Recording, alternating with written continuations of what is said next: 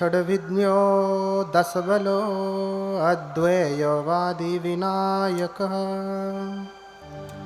मुनीन्द्रः श्रीघनः शास्ता मुनिशाक्यमुनिनिस्तयः सह शाक्यसिंहः सर्वार्थसिद्धः सौधो दानेश्वसः गौतमिर्वाकबन्धुस्स मायादेवी सुतस्य सह दिट्ठिबन्धन बान्धेय तन्हा सोतेन वाहिते दिव्यनायक तारेसि भगवन्तस्य ते नमः। साधु साधु साधु।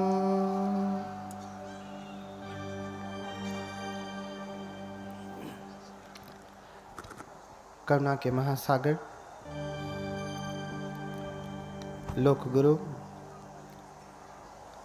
भगवान अरहत सम्यक संबुद्ध, इनके कमलवत चरणों की कोटि कोटि वंदना करता हूँ। तत्पश्चात धर्मराजा सम्राट अशोक एवं बोधिसत्व बाबा साहब डॉक्टर भीमराव अंबेडकर, इनके प्रति हार्दिक कृतज्ञता ज्ञापित करते हुए कोटि कोटि नमन करता हूँ।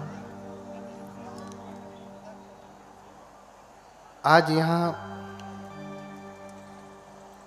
आप सभी धर्म के प्रति श्रद्धावान उपासक उपासिकाएं बड़ी मेहनत से आप लोगों ने इस कथा का आयोजन किया। तमाम विघ्नों के बाद इस मऊ की धरती पर अंततः कथा लगी ही, जिसमें उपासिका उषा भारती जी जान से लगी रहीं और उनका हृदय से बाकी लोग भी सहयोग करते रहे। जैसे यहाँ पे बीच में गणमान्य उपासक वर्ग भी बैठे हैं, माननीय शिवचंद्र राम जी, डॉक्टर रामविलास भारती, मुखराम जी, अनिल मौर्य, संतोष कुमार, अनिल चंद्रा, उषा भारती, भूपेंद्र वीर, सुब्बा राव भारती और सूर्य प्रताप जी। इतने ही नाम नहीं, ये जितने भी लोग दिख रहे हैं, बहुत सारे लोग इसमें आयोजक की टीम में रहे। और फिर भी जिनका नाम लिया हूँ, ये सारे विद्वान गण हैं, परम विद्वान हैं, महापंडित हैं, किंतु वो बड़े श्रद्धा भाव से स्वयं इस कथा में श्रोता बन के सुन रहे हैं। भगवत कृपा से विश्व के कई बौद्ध देशों में जाने का, रहने का, संस्कृति के अध्ययन का अवसर मिला और मिल रहा है।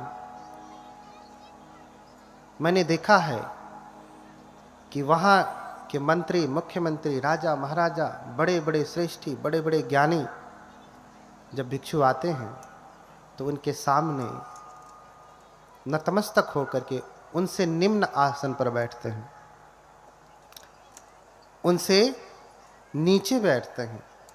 क्यों? क्योंकि वो अपने गुरु का आदर करते हैं, अपने गुरु का आदर करते हैं, सम्मान करते हैं। जैसे गांव में पहले परंपरा थी, तो खाट होती थी तो पिता के पास में खाट पर कोई नहीं बैठता था। कोई आवश्यकता पड़ गई तो लोग खाट के दाहिने नहीं बाएं बैठते थे।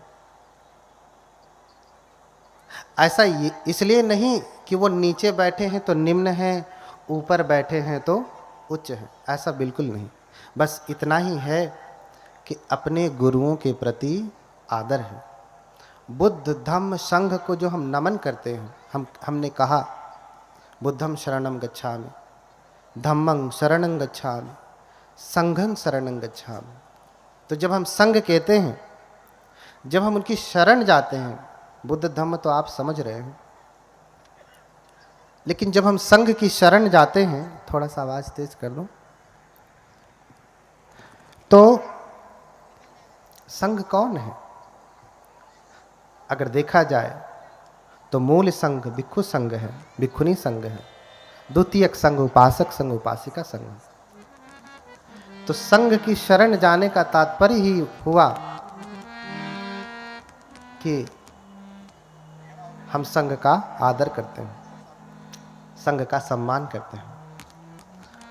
और ये सम्मान, ये गौरव बुद्ध के प्रति, धम्म के प्रति भारत में भी बढ़ रहा है। ऐसा देख करके बड़ा ही आनंद होता है। कभी कभी लोगों के मन में प्रश्न होता है कि वो तो ऊंचे बैठे, हम लोग नीचे बैठे। यहाँ बहुत सारे जैसे उपासक गण हैं, डॉक्टर रामविलास भारती राष्ट्रपति पुरस्कार से पुरस्कृत हैं, लेकिन जब शील की याचना करनी हुई तो वो अपने पैरों को मोड़ करके नीचे आपके साथ बैठ करके शील की याचना किए हैं, धम्म की महिमा को, गरिमा को समझते हुए। मैं तो राष्ट्रपति से नहीं सम्मानित हूँ, राष्ट्रपति पुरस्कार से, लेकिन ये गौरव है धम्म के प्रति, संघ के प्रति, बुद्ध के प्रति। आज आप सभी लोग कथा सुनेंगे, बहुत सारे ऐसे शब्द मिलेंगे जो आपको पचेंगे नहीं, खाते ही उसमें उबाल आने लगेगा, जी मचलाने लगेगा सुनते ही। लेकिन ये 3 दिन का प्रोग्राम है। पहले दिन जी मचलाएगा, दूसरे दिन थोड़ा ठीक होगा, चौथे दिन रोग से मुक्ति हो जाएगी। शब्दों को लेकर के घबराने की आवश्यकता नहीं है। 3 दिन अगर आपने ठीक से सुना तो आपको अधिकतम शब्दों के उत्तर मिल जाने हैं। इसलिए शब्द को लेकर के आप परेशान न होइए। कभी देवता, कभी देवलोक, अन्य अन्य चीजें आपको सुनने को मिलेंगी। चूंकि ये जो कथा होगी ये मूल त्रिपिटक से होगी। त्रिपिटक क्या है? ये हम लोगों का बौद्ध ग्रंथ है, बौद्धों का धर्म ग्रंथ है।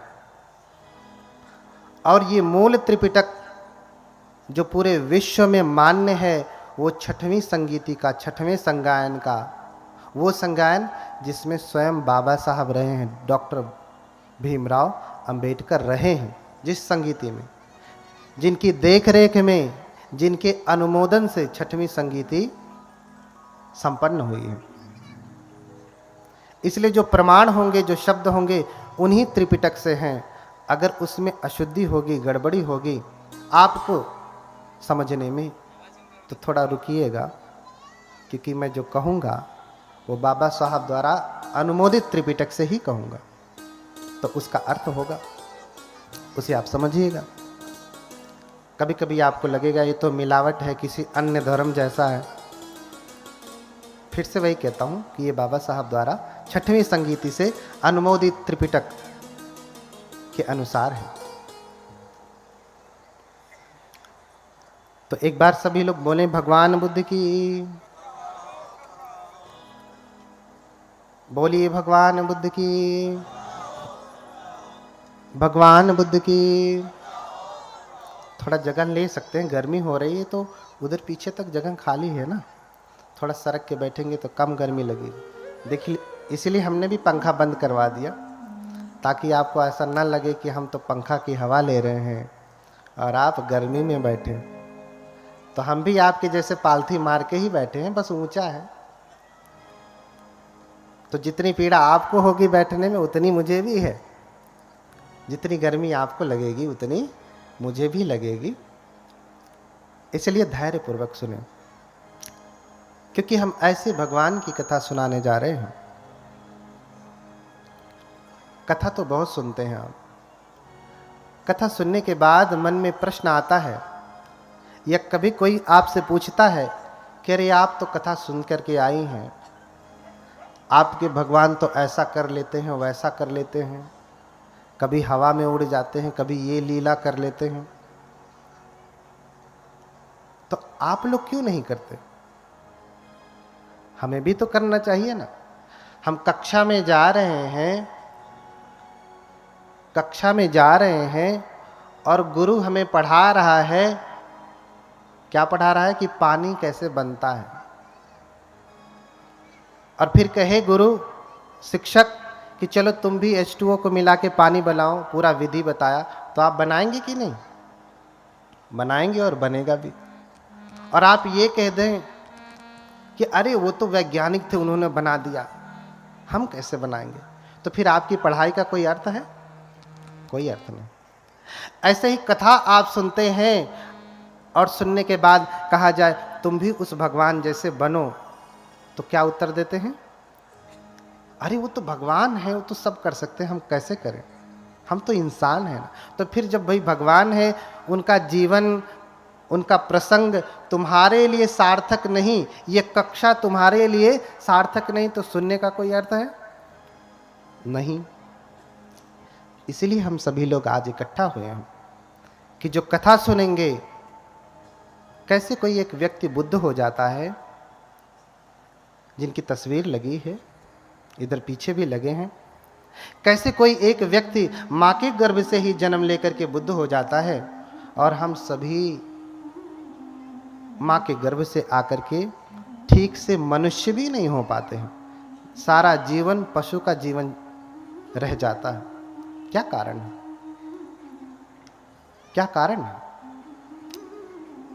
तो आपको ये चरित्र सुनना पड़ेगा। अगर आप ठीक से सुनेंगे तो आपके जीवन में भी परम भगवत्ता जगेगी, आप भी भगवान हो सकते हैं। भगवान कौन? हाँ, भगवान कौन? अक्सर प्रश्न होता है कि भगवान किसे कहते हैं। बौद्ध धर्म में भगवान नहीं होते, अन्य लोगों को भगवान कहा जाता है। शब्दों को लेकर के लोग लड़ाई करते हैं, भगवाधारी भगवाधारी कहते हैं। आप शब्द भी देखें, भगवा, क्या भगवा शब्द संस्कृत में है? क्या भगवा शब्द हिंदी में है? क्या भगवा शब्द अंग्रेजी में है? उर्दू में है, अरबी में है, फारसी में है, इटाली में है, किसी में है? नहीं। किस में है? मूल पाली और प्राकृत में ही भगवा है। प्राकृत में भी भगव शब्द है, पाली में भगवा है। और अगर हम ये कहें कि ये भगवाधारी भगवाधारी, तो आप किसको कह रहे हैं? बुद्ध को कह रहे हैं।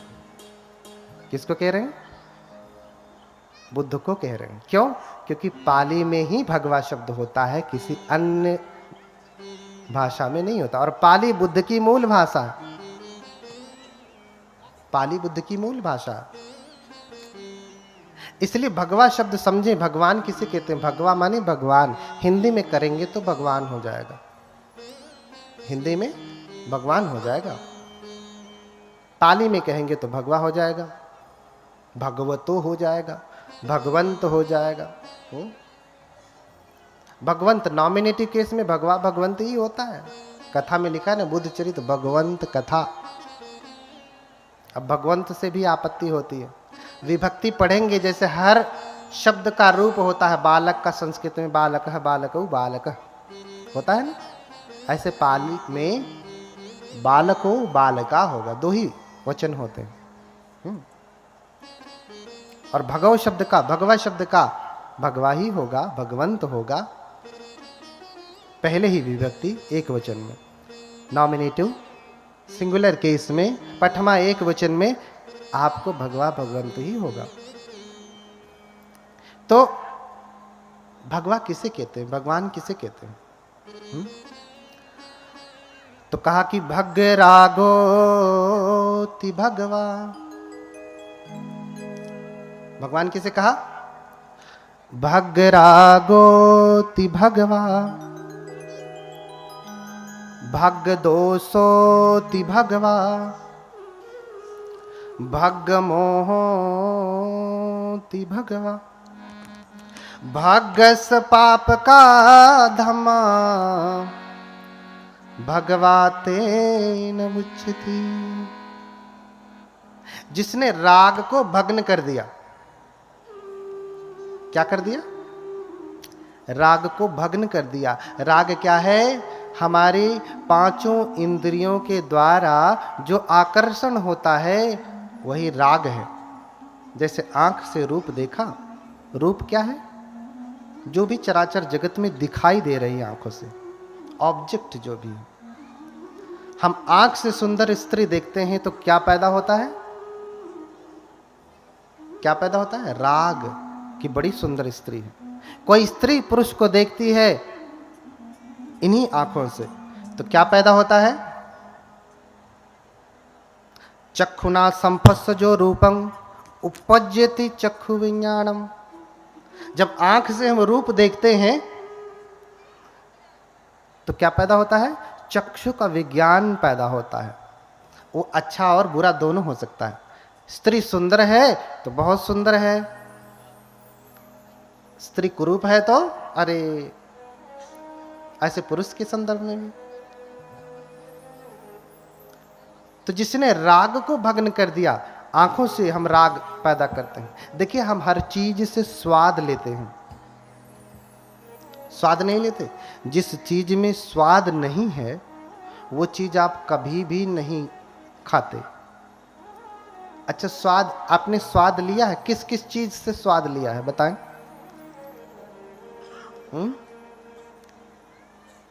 किस किस से? सलायतन फसजो रसंग वे विमर्तति। जब हमारे क्षह आयतन उनके आलंबनों के साथ टकराते हैं तो व्यक्ति स्वाद लेता है। स्वाद, आज तक आप एक ही स्वाद जानते हैं, एक ही प्रकार का आहार जानते हैं, लेकिन बुद्ध 4 आहार कहते हैं। कितने कितने? 4 आहार कहते हैं। कौन कौन से? एक तो आहार आप जानते हैं, उसे कहते हैं कबलीकर आहार। कबलीकारो आहारो, कबलीकार आहार अर्थात जिसे आप कबल बना के चबा करके चपर चपर चपर करके खाते हैं, वो क्या है? कबलीकर आहार। फिर क्या है? मनोसंचेतना आहार है। फिर क्या है? स्पर्श आहार है। फिर क्या है? विज्ञान, जिसे हम हिंदी में कहेंगे विज्ञान, विज्ञान आहार। ये 4 प्रकार के आहार हैं और इन्हीं के द्वारा, इन आहारों को हम लेते कैसे हैं? इन्हीं 5 इंद्रियों के द्वारा लेते हैं। आंख, कान, नाक, जीभ, त्वचा और मन। एक 6वीं इंद्री जुड़ती है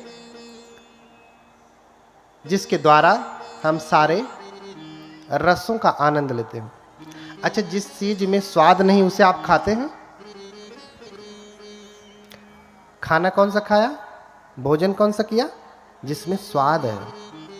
एक दिन अगर स्वादिष्ट भोजन न मिला तो आपका पेट न भरेगा। भरता है? नहीं भरता। हर चीज में तो आप तो स्वाद बस इतना ही जानते हैं कि यही स्वाद है, लेकिन नहीं, आंखों से भी स्वाद है। आपने वस्त्र कौन सा पहना? जो आंखों को स्वादिष्ट, आंख के द्वारा स्पर्श हुआ तो जो विज्ञान पैदा हुआ है, जो स्वादिष्ट लग रहा है, वही स्वादिष्ट वस्त्र आपने पहना। नहीं पहना? आपकी अलमारी में हजारों जोड़े कपड़े रहे होंगे, हाँ, ऐसे गए होते, हाथ डाले होते पीछे, निकाल लिया, एक पहन लिया। ऐसा किया क्या? देखा कि इन हजारों में भी कौन सबसे ज्यादा स्वादिष्ट है, वही कपड़ा पहना ना, वही वस्त्र पहना। ऐसे ही कान से व्यक्ति स्वाद लेता है, कान से स्वाद लेता है। बढ़िया गीत चले तो आदमी स्वाद लेता है, गाली देवे तो फिर स्वाद नहीं ले पाता, सारा रस खत्म हो जाता। ऐसे स्पर्श से स्वाद लेता है। स्पर्श का सबसे उच्चतम स्वाद स्त्री पुरुष का भोग है। उससे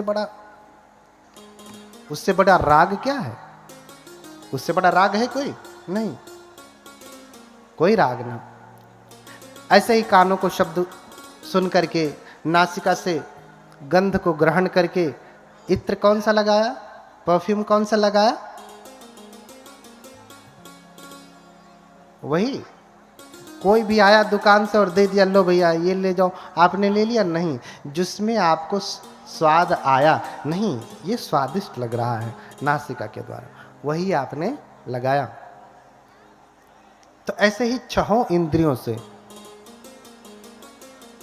5 शारीरिक इंद्रिय हैं और एक मानसिक इंद्रिय, छहों इंद्रियों से जो स्वाद लेता है राग में फंसता है। इसलिए बुद्ध ने कहा, बुद्ध कौन है? भग रागोति भगवा, जिसने समस्त रागों को भग्न कर दिया। बुद्ध के भीतर कोई भी रस नहीं, रस लेने की कामना नहीं। आप उनको रूखा भोजन दे देंगे, रूखा भोजन कर लेंगे। वस्त्र तो कोई राजसी पहनते नहीं थे। हम लोगों के भीतर राग है, स्वाद है, बुद्ध के भीतर ऐसा नहीं था। बुद्ध तो पंचकूल पहनते थे। पंचकूल यानी पुराना फटा कपड़ा, उसको सिल करके चीवर बनाते थे और बुद्ध उसको पहनते थे। आंखों से कोई रूप देखा तो उसमें भी स्वाद नहीं।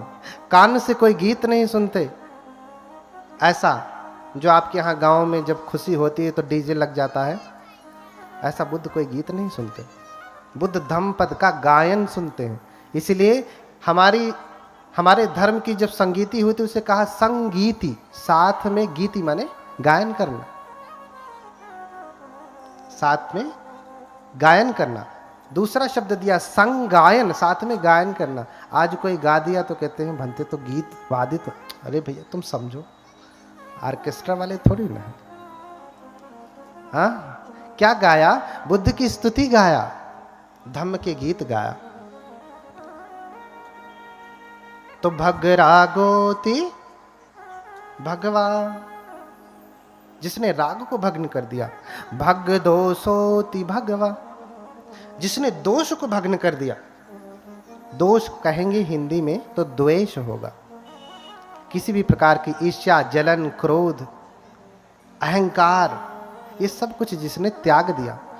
बुद्ध तो छोटे से छोटे जीव के प्रति कारुणिक है, इसलिए बुद्ध को महाकारुणिक कहा गया। बुद्ध के जैसा धरती पे करुणावान आज तक कोई नहीं हुआ। बुद्ध के जैसा, बुद्ध जिसके ऊपर करुणा करते हैं, मार करके भी लोग करुणा करते हैं।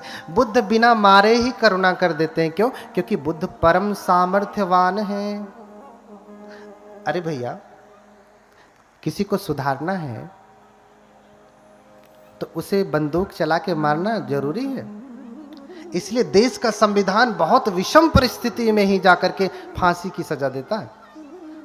क्यों? क्योंकि बाबा साहब उस भगवान बुद्ध की शिक्षा से प्रेरित हैं। जब कोई विकल्प ही नहीं बचता तब जाकर के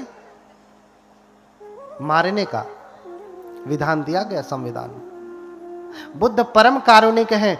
अंगुलीमाल जैसे डाकू को जिसने हजारों की हत्या की, 1999 की हत्या की।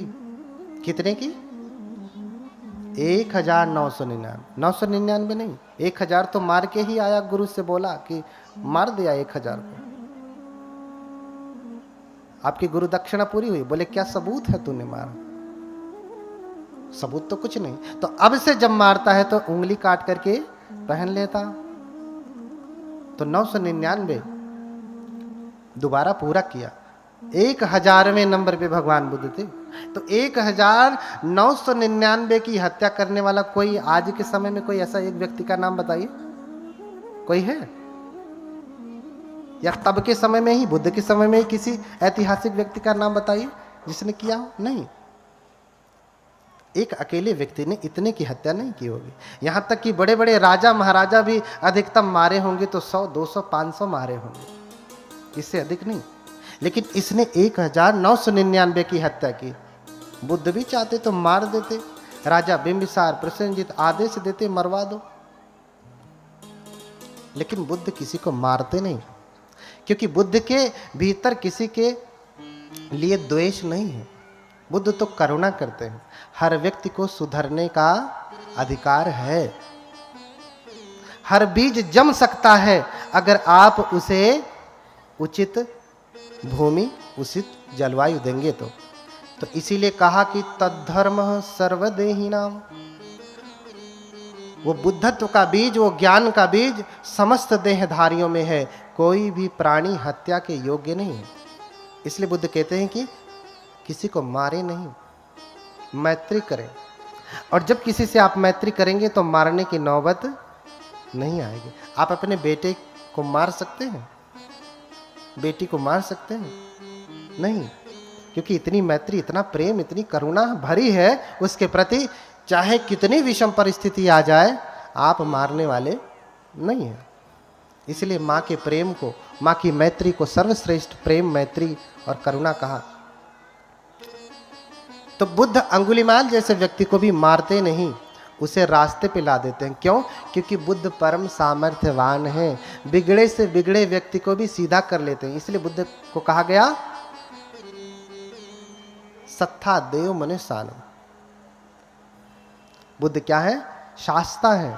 हम वंदना में करते हैं हर दिन, सत्ता देव मनुष्यानंग बुद्धो भगवाती, कहते हैं ना। भगवान बुद्ध मनुष्यों और देवताओं के भी गुरु हैं। आप रोज पाली में वंदना करेंगे, सत्ता देव मनुष्यानंग बुद्धो भगवाती। देव मनुष्यानम, अगर मनुष्य ही देव होता है तो फिर दूसरा शब्द लगाने की क्या आवश्यकता है? मनुष्य ही देव होता है तो दूसरा शब्द लगाने की क्या आवश्यकता? सत्ता मनुष्यानंग बुद्धो भगवाती, देव मनुष्यानम क्यों कहा? तो बुद्ध परम सामर्थ्यवान है, बिना मारे, बिना चोट पहुंचाए व्यक्ति को सन्मार्ग पे लगा देते हैं। भैया तुम सच में भगवान हो तो ठीक करके दिखाओ ना, गोली मारना तो आम आदमी कर लेता है। इसलिए भग दोषोति भगवा, भगवान समस्त दोषों से विरहित है। और भग मोहोति भगवा, भगवान के भीतर कोई मोह नहीं, कोई अज्ञानता नहीं, कोई मूढ़ बुद्धि नहीं। इसलिए जब उन्हें शरीर त्यागना था तो अज्ञान में शरीर नहीं त्यागे, अपितु घोषणा कर दी, आज से 3 महीने बाद, जगह भी बता दिया, समय भी बता दिया, आज से 3 महीने बाद कुशिनारा में 2 साल वृक्षों के नीचे अंतिम पहर, तीसरे पहर में मैं अपने शरीर को त्याग दूंगा। और हुआ भी ऐसे। भगवान 3 महीने बाद कुशिनारा, कुशीनगर में पहुंचते हैं, 2 साल वृक्षों के नीचे लेटते हैं और अंतिम पहर जैसे ही शुरू होता है भगवान अपने शरीर को त्याग देते हैं। ऐसा कोई हुआ आज तक जिसने कहा कि इतने बज के इतने मिनट पे मरूंगा और मर गया? बता दे। क्यों? क्योंकि बुद्ध सारे मोहों से विरहित है। बुद्ध परम सजग है, परम ज्ञानी है। उनके भीतर मोह अर्थात बाल बुद्धि, अज्ञानता, मूर्खता, बुद्ध उन सब से परे हैं। इसलिए भग रागोति भगवा, भग दोषोति भगवा, भग मोहोति भगवा, भगस पाप का धम्मा भगवाते न उच्चति। जिसने समस्त पापों को उत्पन्न करने वाली जड़ को ही भग्न कर दिया, तोड़ दिया, खंडित कर दिया, उसे क्या कहते हैं? भगवान कहते हैं। भगवान, उससे भगवान कहते हैं। यानी बुद्ध किसी भी प्रकार का दोष नहीं करते। बुद्ध पत्नी के साथ नहीं रहते, बुद्ध बच्चे को के साथ नहीं रहते, बुद्ध गृहस्थी में नहीं रहते, बुद्ध ऐसा कोई कार्य नहीं करते जिससे पाप पैदा होता है या पाप को बढ़ावा मिलता। भग्गस पाप का धम्मा, जितने धर्म अर्थात क्या होता है? भग्गस पाप का धम्मा, धर्म का अर्थ आप क्या समझते हैं? धम्म अर्थ आप क्या समझते हैं? अगर आप पाली पढ़ेंगे तो बहुत सारे अर्थ हैं धम्म के, एक ही अर्थ नहीं। धम्म का मतलब बौद्ध धर्म ही नहीं होता। धम्म का मतलब होता है नैसर्ग का नियम, प्रकृति का नियम, फेनोमेना। और डॉक्ट्रिन भी होता, बुद्ध की शिक्षा भी होती है। तो जितने भी पाप को उत्पन्न करने वाले ताड़ित नहीं होता। आप विदेशों की बात छोड़ दीजिए, भारत में ही कोई ऐसा राज्य बता सकते हैं जहां सिर्फ बौद्ध लोग हैं? सुना? बता सकते हैं? सिक्किम का नाम सुना है? पूरे बौद्ध लोग हैं। यहां तक कि अरुणाचल में भी बौद्ध लोग हैं। आप जाएंगे हिमाचल में तो अधिकतम संख्या तिब्बती बौद्ध धर्म को मानने वाले हैं। लद्दाख जाएंगे, पूरे कौन है? बौद्ध। कभी आपने सुना वहां पे ऐसा होता? अपवाद तो हर जगह है, लेकिन आपने सुना कि वहां किसी के साथ दुर्व्यवहार हो रहा? जैसे आज आपके प्रदेश में खड़े खड़े बहन बेटियों की इज्जत नहीं रह जाती, ऐसा आपने सुना कभी किसी न्यूज़पेपर में? सुना होगा तो वर्ष में एक आध बार। कितनी बार? वर्ष में एक आध बार। क्योंकि बुद्ध का ही वचन है, यो हवे रखति धम्मं धम्मं रखति सो परे। क्या कहा? जो धर्म का पालन करता, रखति माने रक्षा करना। क्या करना? रक्षा करना। तो धर्म की रक्षा कैसे होगी? उसका पालन करने से होगी। आपने गाड़ी ले लिया और लाके खड़ी कर देंगे तो गाड़ी सुरक्षित बची रहेगी? कभी चालू मत करिए, कभी कुछ मत करिए, चलाइए मत। आपकी ये भौतिक गाड़ी भी अगर आप 1 वर्ष तक ला करके खड़ी कर देंगे तो वो चलेगी नहीं। तो रक्षण कैसे होता है? उसका पालन करने से। तो यो हवे रखति धम्मं धम्मं रखति सो परे। जो धर्म की रक्षा करता है, धर्म भी उसकी रक्षा करता है। इसका ज्वलंत उदाहरण आप अपने देश में ही देख सकते हैं। बाकी बौद्ध देशों में जाने की तो जरूरत ही नहीं है। बौद्ध देशों में जाने की जरूरत नहीं है। इतना सामर्थ्य है भगवान बुद्ध के धम्म में, भगवान बुद्ध की शिक्षा में, भगवान बुद्ध के ज्ञान में। आज उसी की कथा सुनेंगे कि कैसे जन्म हुआ, कैसे ज्ञान प्राप्त किया और क्या क्या उपदेश दिए। और ध्यान से सुनना कि कैसे कोई व्यक्ति बुद्ध हो सकता है। आज आप अपने बेटे को क्या बनाना चाहते हैं? बेटी को क्या बनाना चाहते हैं? IAS, PCS, डॉक्टर, इंजीनियर, सब कुछ बनाना चाहते हैं। लेकिन एक अच्छा इंसान बनाना चाहते हैं? वो डॉक्टर इंजीनियर तो हो गया, लेकिन इंसान बना? मम्मी पापा की ही बात नहीं मानता। क्यों? क्योंकि उसने धम्म को जाना नहीं। वो जानेगा कैसे? आपके माध्यम से जानेगा। जब आप उस धम्म का अभ्यास करेंगे तो वो भी करेगा ही। वो परंपरा से ही आता है, परंपरा से ही आता है। हर कोई डॉक्टर, इंजीनियर, प्रोफेसर बनाना चाहता है, अपने कोई बेटे को बुद्ध नहीं बनाना चाहता। इतना आसान नहीं है, लेकिन कम से कम इच्छा तो होवे कि हम बुद्ध बनेंगे, अरहत बनेंगे। हाँ, बुद्ध से पहले की अवस्था है बोधिसत्व। वो जो तस्वीर लगी है ना, किसकी लगी है?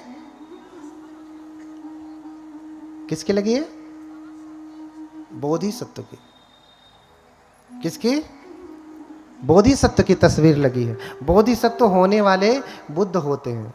द बुद्धा टू बी, होने वाले बुद्ध। इसीलिए कहा बोधि का सत्व है। सत्व यानी प्राणी, होने वाले प्राणी हैं, होने वाले बुद्ध हैं।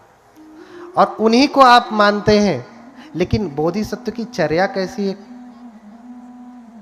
आपको समझना पड़ेगा। तो ये चर्या आपको बुद्ध कथा ही बताएगी। बहुत समय पहले की बात है, बहुत समय पहले की बात है। अमरावती नाम का एक नगर था, जो कि भारत पूरी तरीके से बदल गया। आज आप अमरावती कहेंगे तो उधर महाराष्ट्र में है, उधर ही कहीं अमरावती है, क्योंकि भारत की पूरी भौगोलिक दशा ही बदल गई। तो कप्पे सत सहसे चतुरो च असंख्ये अमरम नाम नगरम दर्शनेयं मनोरमम। कप्पे शत सहस्रे, देखिए आप ध्यान से समझें। कप्पे शत सहस्रे चतुरोच असंख्य, कल्प बहुत सारे होते हैं। कप्प यानी कल्प। एक कल्प होता है जिसे हम आयु कल्प कहते हैं, दूसरा कल्प होता है अनंतर कल्प, तीसरा कल्प होता है असंख्येय कल्प, और अंतिम जो कल्प होता है वो क्या होता है? महाकल्प। ये 4 कल्प होते हैं। अब कल्प किसे कहते हैं? कल्प किसे कहते हैं? कल्प समय को नापने का एक पैमाना है। जैसे हम समय को कैसे नापते हैं? 1 सेकंड, 2 सेकंड, 1 मिनट, 2 मिनट, 1 घंटे, 2 घंटे, 1 महीने, 2 महीने, हाँ 1 वर्ष, 2 वर्ष, ऐसे नापते हैं ना। लेकिन कुछ समय इतना लंबा होता है कि इसे महीने, 2 महीने, वर्षों में भी नापा नहीं जा सकता, इतना लंबा होता है। तो इसे नापने के लिए कल्प कहा, उसे नापने के लिए कल्प दिया। और कितना कल्प? कप्पे शत सहस्रे, 100,000 कल्प, चतुरोच असंख्ये, और 4 असंख्य कल्प, 100,000 आयु कल्प और 4 असंख्य कल्प। मैंने 4 प्रकार के कल्प बताए, उसमें तीसरे नंबर का कल्प है असंख्य कल्प। एथंतरे यं चरितं सभ्यते बोधिपाचनं। एक कल्प समझिए, आयु कल्प कितना होता है? आयु कल्प आप समझते हैं? 100 साल का होता है, 100 से अधिक होगा, उसे हम आयु कल्प कहते हैं। लेकिन बुद्ध जिस कल्प की बात कर रहे हैं, जिन कल्पों में होते हैं, वो कल्प बड़ा लंबा होता है। तो उदाहरण दिया कि पर्वत की चोटी को रेशम के कपड़े से प्रत्येक 100 वर्ष में एक बार पोंछा जाए। समझ पा रहे हैं? पर्वत की चोटी को रेशम के कपड़े से 100 वर्ष में एक बार पोंछा जाए, तो उस चोटी को समाप्त होने में जितना समय लगता है उसे एक कल्प कहते हैं। कितना समय लगेगा? पर्वत की चोटी को रेशम के कपड़े से 100 वर्ष में एक बार पोंछा जाए, तो चोटी को समाप्त होने में जो टॉप पोर्शन होता है, जितना समय लगता है उसे क्या कहते हैं? एक कल्प कहते हैं। अब इसे आप वर्षों में बता सकते हैं, कितने वर्ष में खत्म होगा? कितने हजार वर्ष में? नहीं। दूसरा उदाहरण दिया हमारे त्रिपिटक में कि 1 योजन लंबा, 1 योजन चौड़ा, 1 योजन ऊंचा कोई भेरी हो। भेरी यानी बॉक्स समझिए आज के समय में। 1 योजन कितना होता है? 1 योजन में 3 कोस, और 1 कोस में 3 किलोमीटर। कहीं कहीं 4 का वर्णन है, 3 ही मेजर समझा जाता है। तो 1 योजन में कितने किलोमीटर हो गए? 9। 1 योजन में 3 कोस, और 1 कोस में कितने किलोमीटर? 3। तो 3 तिया 9। कोई भेरी यानी बॉक्स समझिए, कोई डब्बा हो, कंटेनर हो जिसमें आप चावल वावल रखते हैं ना, कितना बड़ा हो।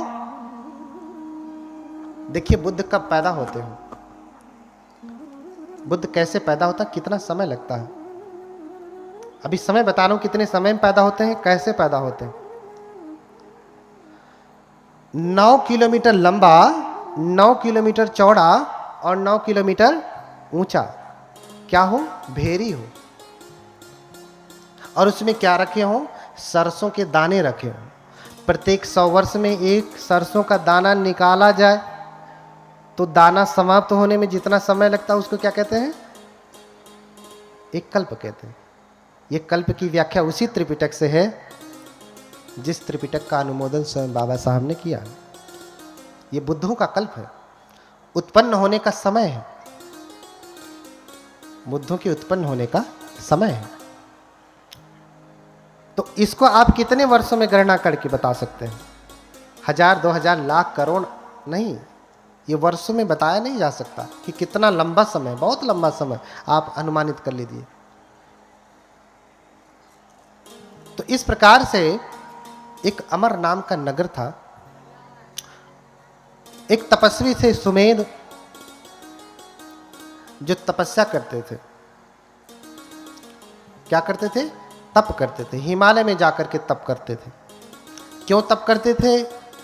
क्योंकि जब उनका जन्म हुआ तो माता पिता सब कुछ छोड़ करके चले गए। सबके माता पिता सब कुछ छोड़ के ही जाते हैं, लेकिन किसी की आंखें खुलती हैं, किसी की नहीं खुलती हैं। और जब सब कुछ छोड़ करके गए तो सुमेध सोचने लगे कि इतने मेरे पितामह सामर्थ्यवान थे, मेरे पिता सामर्थ्यवान थे, लेकिन ये कुछ भी लेकर के नहीं गए। क्यों? क्योंकि पूरी हवेली बनाया, और जब खाता बही वाला पूरा निकाल करके विवरण दे दिया कि इतना तुम्हारे पिता का धन है, इतना तुम्हारे पितामह का धन है, ऐसे करके यावता सत्तमः युगा 7 पीढ़ियों का पूरा विवरण दे दिया कि ये परंपरागत चलने वाला धन है। तो सुमेध सोचने लगे, मेरे पिता भी नहीं लेकर के गए, दादा भी नहीं लेकर गए, परदादा भी नहीं लेके गए, उनके भी पिता, दादा, परदादा, उनके ऐसे 7 पीढ़ियों से कोई नहीं लेकर के गया। ये धन तब से है, तो क्या मैं जब मरूंगा तो इसे लेकर के जाऊंगा? हाँ? क्या मैं इसे लेकर के जाऊंगा? नहीं। जब वो खाली हाथ से गए तो मैं भी खाली हाथ से ही जाऊंगा, हाथ में लेकर के नहीं जाऊंगा। इसलिए कबीरदास कहते हैं कि कबीर सोधन संचिए जो आगे को होए, अरु शीस चढ़ाए पोटली ले जात न देखा कोई। किसी को देखा आपने? ऐसे धन का संग्रह करें जो आगे को होए, अर्थात आपके साथ वो धन चले। जहां आप जाएं आपके साथ आपका धन जाए। तो कौन सा धन जाएगा? जो अलमारी में रखा है, कि जो बैंक में रखा है, कि जो आपने यहाँ पे बनाया है, ये जाएगा? तो इसलिए कबीरदास कहते हैं कि कबीर सोधन संचिए जो आगे को होए, जो आगे आगे चले, आपके साथ चले। क्यों? क्योंकि शीस चढ़ाए पोटली, गठरी बांध करके देखा किसी को? ले जात न देखा कोई। सर पे बांध करके कोई लेके जाता नहीं। अरे उस समय भाई गठरी थी, फट जाती होगी रास्ते में। आज तो बढ़िया बढ़िया सूटकेस है, लुई फिलिपी, तो कौन कौन सा है, भर लो उसमें, लेके जाना। महंगे वाले 10,000, 20,000, 1 लाख का बैग बनवा लो, उसमें लेके जाना। ले जा पाएंगे? नहीं। कोई ऐसा बैग नहीं बना, कोई ऐसी गठरी नहीं बनी जिसमें आप लाद करके लेकर के जाएंगे। तो यही सोच रहे हैं सुमेध कि मैं सर पे लाद करके लेकर के जाऊंगा नहीं। इसलिए मुनादी करवा देते हैं कि जिसको जो चाहिए सो ले जाए। मुनादी करवा दिया कि मेरे घर में जो कुछ भी है, जिसको जो चाहिए सो ले जाए। एक बार आप अपना घर खुला करके छोड़ दीजिए और कहिए जिसको जो चाहिए सो ले जाए, तो गरीब तो छोड़ दीजिए, धनवान भी लूटने पहुंच जाएगा। गरीब बाद में पहुंचेगा, धन अरे रुक, अमीर तो पहले ही उसे अपना रौब दिखा करके रोक देगा। हाँ? तो एक एक करके सारे, जिसे धन मिला सो धन ले गया, जिसे आसन मिला आसन ले गया, जिसे चारपाई मिली चारपाई ले गया, बेड ले गया, बिस्तरा ले गया, कंबल ले गया। हाँ? दरवाजा तक तोड़ के, खिड़कियां तक तोड़ करके लोग लेके चले गए। बस उनके इमारत का ढांचा बना।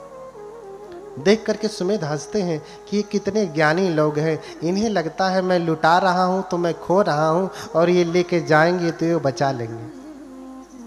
हाँ? ये बचा लेंगे। इसलिए सब कुछ छोड़ दिया और ऋषि का वेश धारण कर लिया, सन्यासी का, प्रवज्जित का रूप धारण कर लिया। बुद्ध को भी ऋषि कहा गया। क्या कहा गया? धम्मं देसेसि महेशिनो।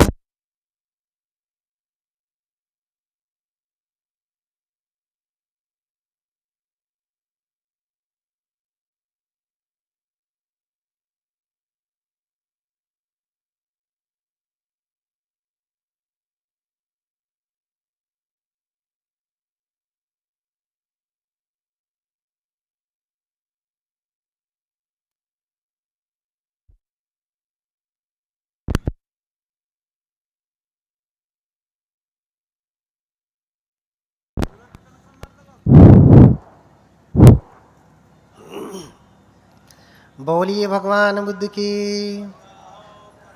भागिए मत, अभी तो शुरू हो रहा, अभी तो पृष्ठभूमि बन रही।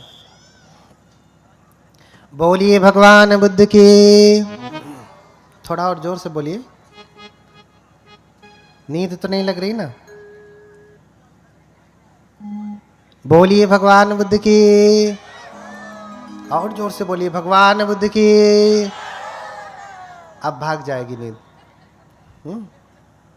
जब लड़ाई होती तब देखिए कितना तेज बोलते हैं। अरे तय सुन रे, तय सुन। बोलिए भगवान बुद्ध की। हाँ, बुद्ध नाम स्मरणम मुख शुद्धि में वच। अगर बुद्ध के नाम का स्मरण करते हैं ना तो मुख की शुद्धि होती है, मंजन ब्रश करने से नहीं। कैसे होती है? क्योंकि ये मुख कितनी गंदगी फैलाता है। जब भी बोलेगा क्या बोलेगा? झूठ बोलेगा, चुगली करेगा, बकवास करेगा, कटु वचन बोलेगा, निंदा करेगा, प्रशंसा करेगा। हाँ, तो इससे कितनी अशुद्धि फैलती है। लेकिन बुद्ध जब आप कह रहे हैं तो मुख आपका पावन हो रहा है, क्योंकि बुद्ध का अर्थ है ज्ञान, सम्यक ज्ञान। और जब आप ज्ञान को स्मरण करेंगे, याद करेंगे, तो सब कुछ ठीक होने लगेगा। फिर से बोले भगवान बुद्ध की। हाँ, तो इसी वे समगहेत्वान विहरन्तो समाहितो सत्ताहभ्यंतरे पंचो अभिज्ञा अठ विधम पिच। हाँ, थोड़ा तेज करिए। तो ये धन मैं अपने साथ लेकर के नहीं जाऊंगा, क्योंकि मेरे दादा परदादा पितामह ये कोई लेकर के नहीं गया, मैं भी लेकर के नहीं जाऊंगा। इसलिए त्याग दिया और ऋषि का वेश धारण कर लिया। ऋषि यानी तपस्वी, मुनि यानी तपस्वी। बुद्ध को भी मुनि कहा और मुनि की बड़ी परिभाषा की। मुनि की बड़ी परिभाषा की कि कोई मौन रहने से मुनि नहीं होता, न मौने न मुनि होती।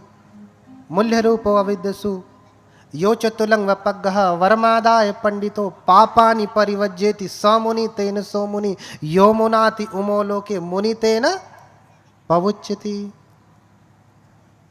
यानी जिसने समस्त पापों को त्याग दिया वो मुनि कहलाता है। समस्त पापों को त्यागने वाला कौन है? भगवान बुद्ध है। यही महामुनि है। इसका ज्वलंत उदाहरण आपको देखना हो तो आप म्यांमार में चले जाइए। म्यांमार में एक विहार है, मंदिर, एक विहार है जिसका नाम ही है महामुनि टेम्पल।